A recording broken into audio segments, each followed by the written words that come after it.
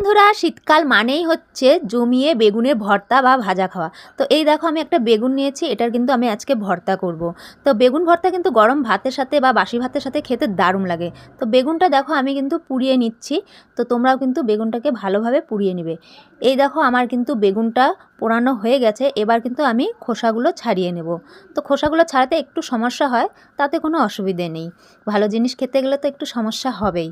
দেখো বেগুনটার কিন্তু আমার সম্পূর্ণ খোসা ছাড়ানো হয়ে গেছে।